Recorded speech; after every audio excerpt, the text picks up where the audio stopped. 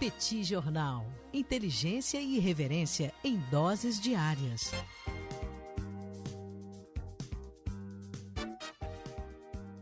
Olá, gente. Bem-vindos a mais um bate-papo do Petit Jornal, esse encontro semanal entre eu, Daniel Souza, e Tanguy, o Bagdadi, onde repercutimos aqui os acontecimentos de economia e de política internacional ao longo dos últimos dias. Tudo bem, Tanguy? Você tá com uma cara tranquila, uma cara fresh aqui na nossa live, na nossa live do Instagram, aqui onde nós gravamos o nosso bate-papo. Tô estressado, Daniel. Tô cara fresh Estressado? nada. Estou estressado.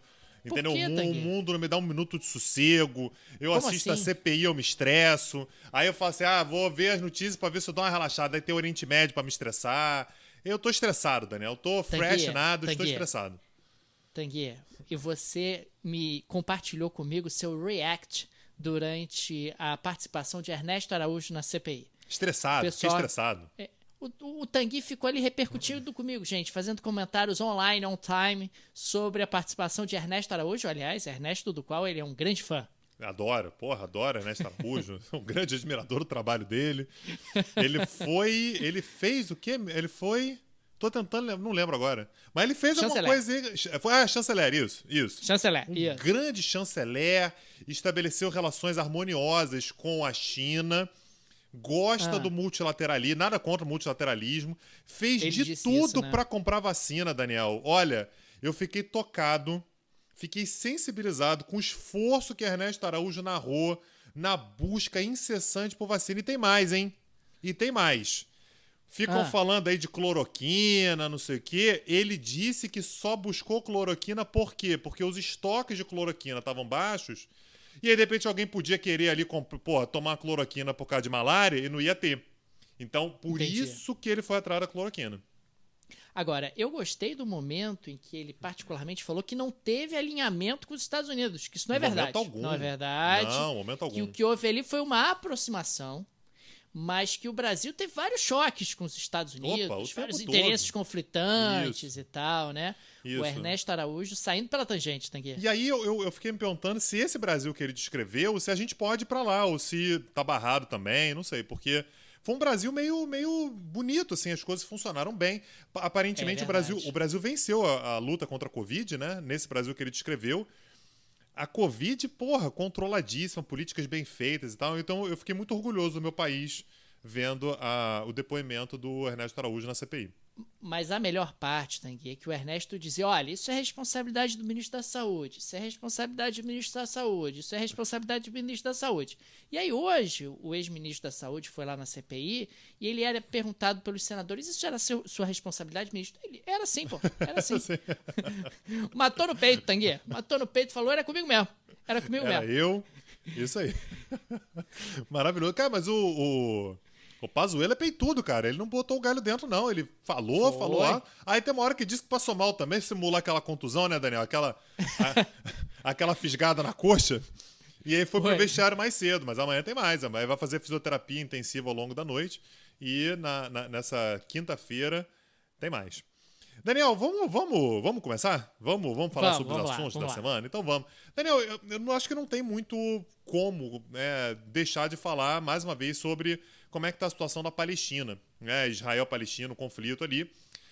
Sobretudo porque aparentemente há um esforço internacional, eu digo aparentemente porque eu não tenho certeza, né, de se esse esforço de fato está acontecendo, em que nível que ele está acontecendo, mas diversos atores estão falando sobre mediações, sobre a tentativa de colocar as partes em conflitos para conseguir chegar a um cessar-fogo.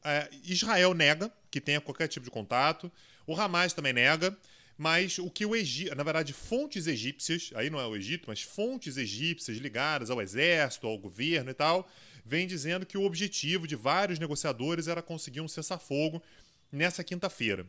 Israel diz que não tem qualquer data limite para cessar as hostilidades em Gaza, que o Netanyahu disse que vai continuar até que os cidadãos israelenses estejam absolutamente em segurança.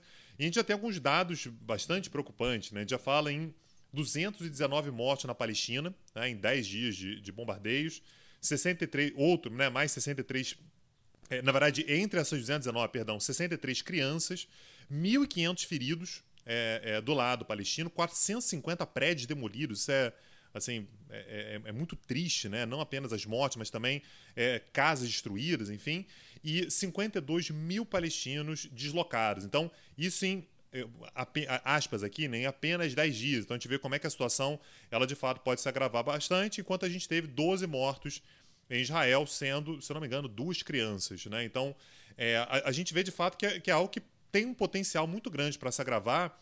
E aí, Daniel, normalmente o que aconteceria? Né? O governo dos Estados Unidos diria, veja bem, moderação e tal. E o que o Biden disse é, olha, a gente está fazendo tudo, mas está sendo tudo nos bastidores.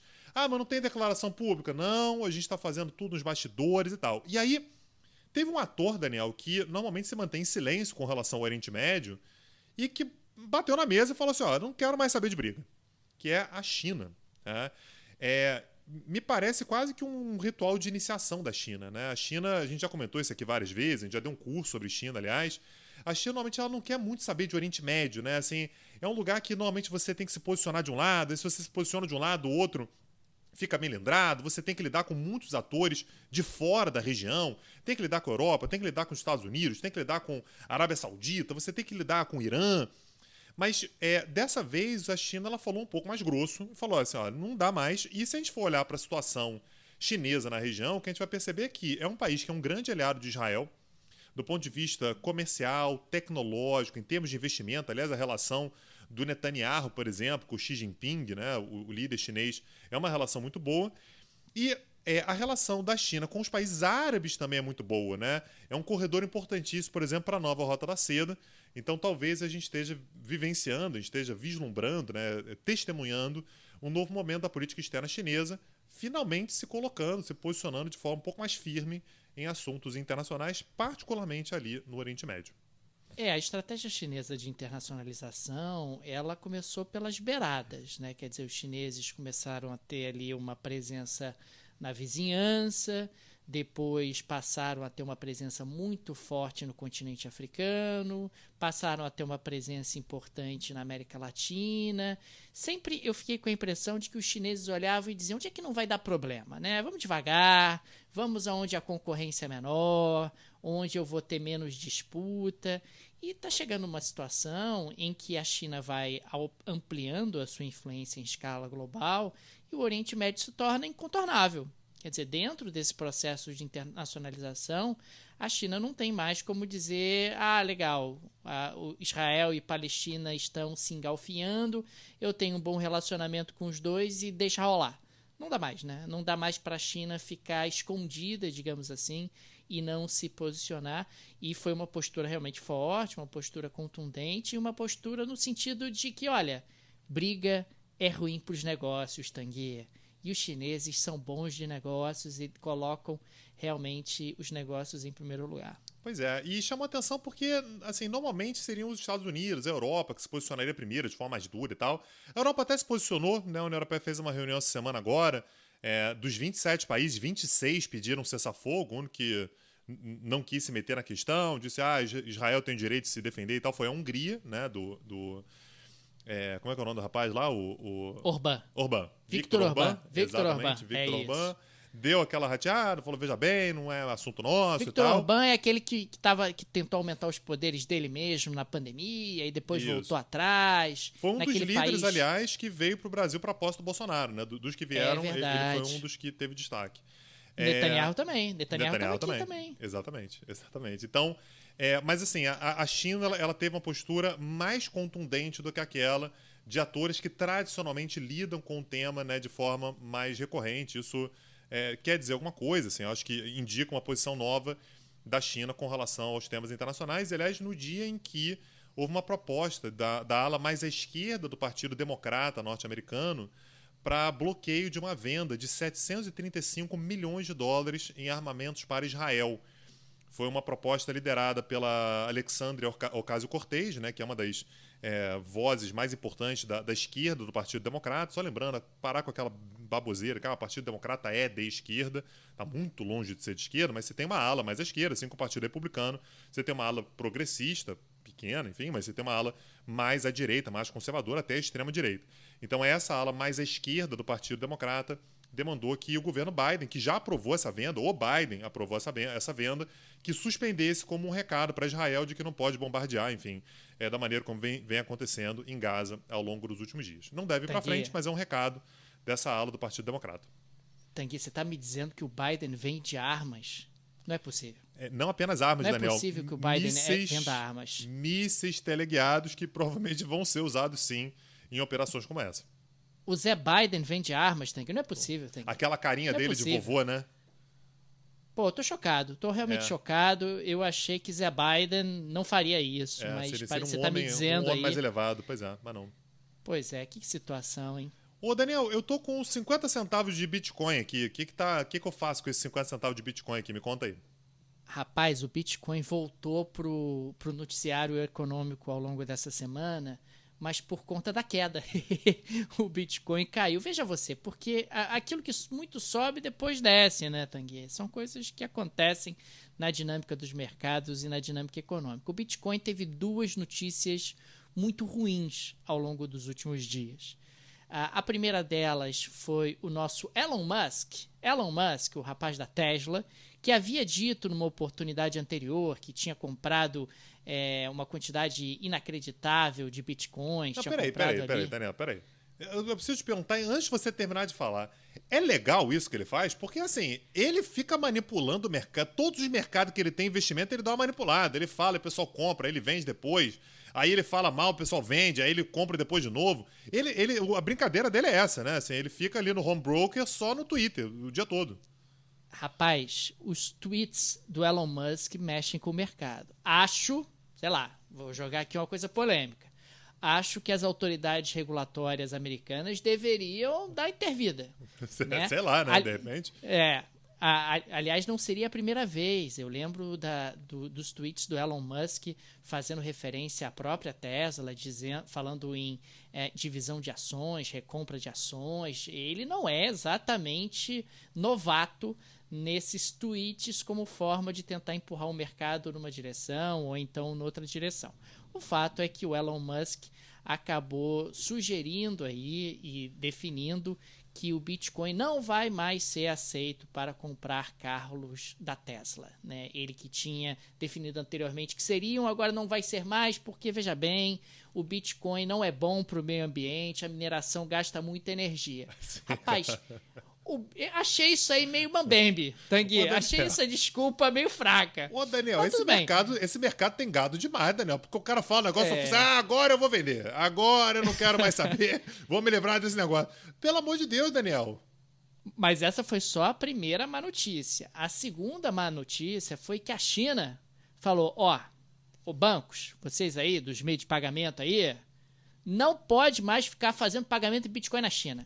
Que, aliás, é algo que a gente levantou, essa possibilidade, numa oportunidade anterior, que eu disse aqui que a chance dos governos implementarem uma cruzada contra o Bitcoin não era improvável.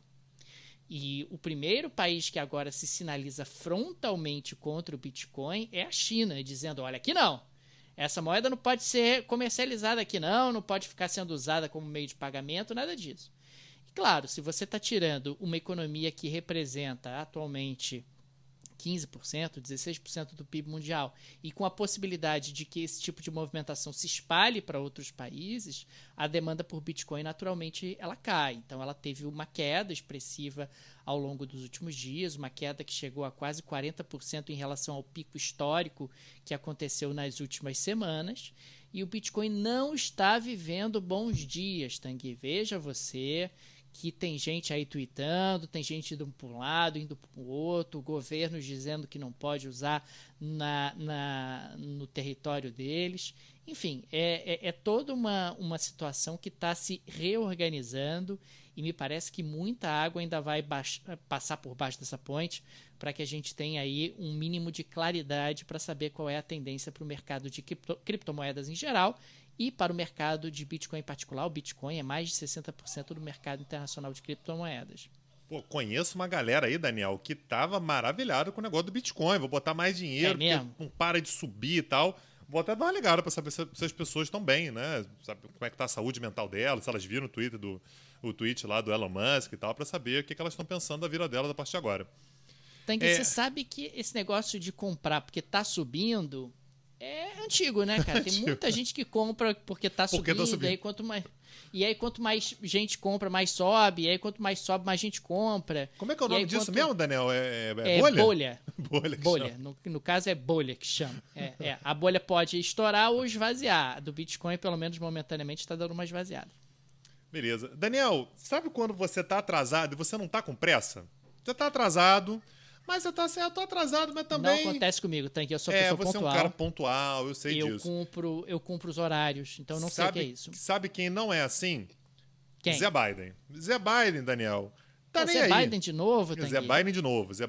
Zé Biden tá vendendo arma, Zé Biden não tá cumprindo os horários. Então, ele vende arma. Ruim isso, hein? Ele vende arma. O que ele não vende, Daniel? Você sabe qual é a resposta. Ele vende arma. O que ele não vende? Não vende vacina. Não vende vacina. Na vacina, ele não tá com pressa, Daniel. Então, assim, lá nos Estados Unidos, nesse momento, tem 60 milhões de doses lá da AstraZeneca parada. Tá lá na geladeira. Sabe aquele negócio que tá na porta da geladeira? Que você nem lembra mais que tá lá? Então, fica lá. E agora apareceram mais 20 milhões de doses de Pfizer, Moderna e Janssen. E a pessoa tá assim, porra, Zé Biden, vamos circular essa vacina aí? E o que ele tá dizendo é, não, estamos preocupadíssimos com a situação sanitária de diversos países, estão todos no nosso horizonte e a gente, porra, vai ajudar geral, a gente vai circular essas vacinas aí, vamos ajudar o mundo. Tá, Zé Biden, mas quando? Não temos uma resposta ainda. Vai mandar pra onde? Estamos pensando ainda, estamos vendo e estamos vendo. O que acaba fazendo com que os Estados Unidos totalizem um total de 0 vacinas exportadas, é isso mesmo? É isso mesmo. Zé Biden, inclusive, tweetou, acho que foi ontem, que a Uber tá oferecendo corridas grátis para quem fosse vacinar. Eu tô achando esse esculacho, tá me incomodando já. Busca em casa e leva você para se vacinar. Mas aqui no Rio de Janeiro tem cobertura, não? No caso, não, tem que estar nos Estados Unidos da América. Mas eu não posso entrar lá. Não pode. Então, Zé Biden, eu acho que o Zé Biden tá meio que querendo humilhar a gente. E isso tá me incomodando. Ganha uma cerveja se vacinar. Tem corrida da Uber grátis para ir se vacinar. Ganha uma batata frita se vacinar. Pô, não dá, Tangue. E agora ele tá atrasando a doação de vacinas? Compromisso teleguiado. Nossa cara. Compromisso teleguiado ganha uma vacina. É isso aí. Compromisso, eu ganho uma vacina. É isso. Pô, Zé Biden tá de brincadeira com a gente, Tangue. Tá de brincadeira. Não, e aí, vou mandar um zap pra ele. Ele tá querendo entrar. Aí, assim, o discurso do governo... É até engraçado, né? O discurso do governo americano vamos entrar nessa diplomacia das vacinas aí. Aí eu fui ver os dados, Daniel. A China já exportou 252 milhões de doses de vacina. A União Europeia já exportou 111 milhões de doses de vacina. A Índia, eu não consegui os dados aqui, mas é uma enormidade também de quantidade de vacina que a Índia já vendeu. A Rússia, Daniel, já vendeu 27 milhões.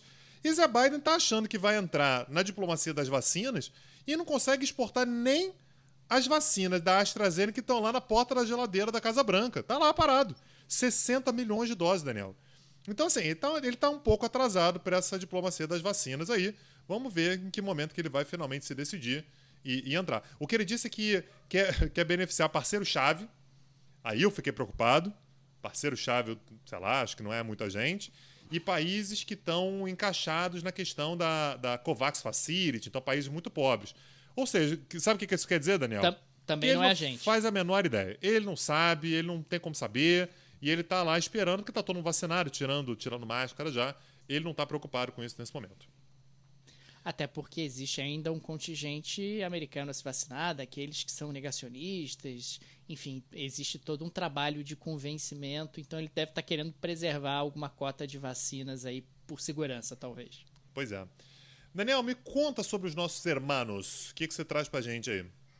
Tanguy, você sabe que o preço dos alimentos está subindo no mercado internacional, a gente está vivendo aí um novo boom das commodities.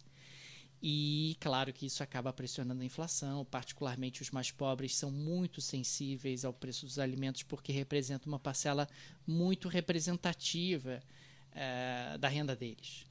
E na Argentina, nós tivemos ao longo dessa semana, o nosso amigo Fernandes resolveu, olha, a carne está subindo de preço, a gente exporta a carne, o que a gente pode fazer? Bloqueia a exportação de carne, tá aqui. Pô, tá proibido de exportar carne. Não pode mais exportar carne. Isso não foi uma solução que foi buscada pelos últimos 18 governos na Argentina, Daniel? Foi. E nos últimos 18 governos deu errado. Tá tudo errado, né? sempre. Deu sempre errado. Porque todo mundo pode achar ótimo num primeiro momento, menos o produtor de carne, né? O produtor de carne vai achar nenhuma graça, porque o preço da carne vai cair, isso acaba desestimulando a produção de carne dentro da Argentina. E num segundo momento, o que acaba acontecendo é que o preço da carne volta a subir, não por excesso de demanda, não por excesso de exportações, mas por falta de oferta. Então, no curto prazo, esse tipo de estratégia costuma gerar algum efeito positivo em termos de preço, em termos de dividendos políticos para o presidente da vez, mas no médio e no longo prazo acaba sendo uma estratégia que dá errado. É claro que existe aí uma situação que são os mais pobres, que são vulneráveis em situações como essa. E aí, claro, você pode dar um vale para os mais pobres terem acesso a alimentos, você pode fazer algum tipo de transferência de renda, você pode utilizar mecanismos como programas sociais para que esses mais pobres possam acessar os alimentos mais caros. O que você não pode bloquear as exportações, porque isso acaba sendo um desestímulo à produção. E esse desestímulo à produção vai trazer problemas no médio e no longo prazo daquele país em questão. Então, a Argentina insiste, uma vez mais, nessa estratégia. Uma estratégia que, como você brincou, já deu errado 18 vezes, nas 18 vezes anteriores, e vai dar errado de novo. E quem acaba sendo beneficiado é o Brasil. O Brasil é concorrente da Argentina no mercado internacional como fornecedor de carne e, num certo sentido, o Brasil pode ganhar um pouco de mercado em função dessa diminuição das exportações argentinas. Pois é, e uma coisa que é importante só esclarecer é que o governo dos mais diversos matrizes ideológicos fizeram a mesma coisa, né?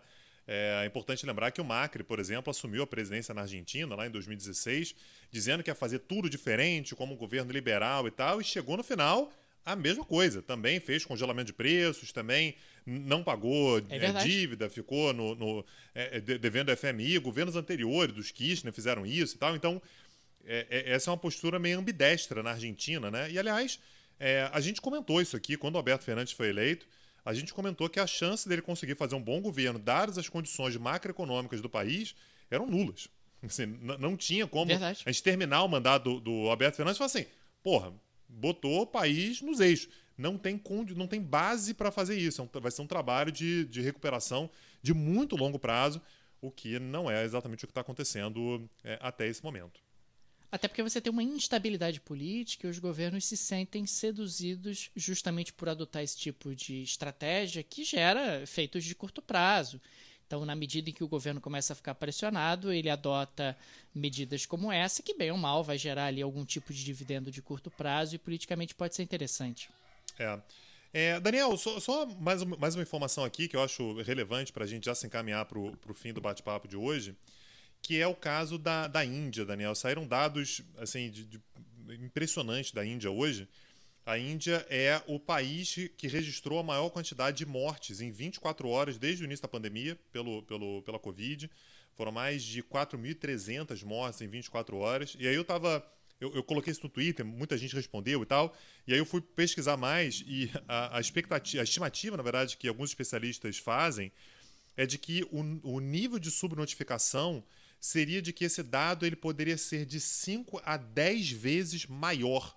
E aí o negócio começa a ficar realmente impressionante, né? Quando a gente fala sobre o universo de 4.000 pessoas, que já é o país que mais morreu gente em 24 horas, superando os Estados Unidos, que registraram um dado parecido em janeiro desse ano agora, a gente está falando sobre a possibilidade de terem morrido até 40.000 pessoas na Índia em 24 horas. Não tem condição de testar todo mundo, muitas famílias enterram, queimam, enfim, dão um jeito no corpo. Isso acaba não passando pelas autoridades.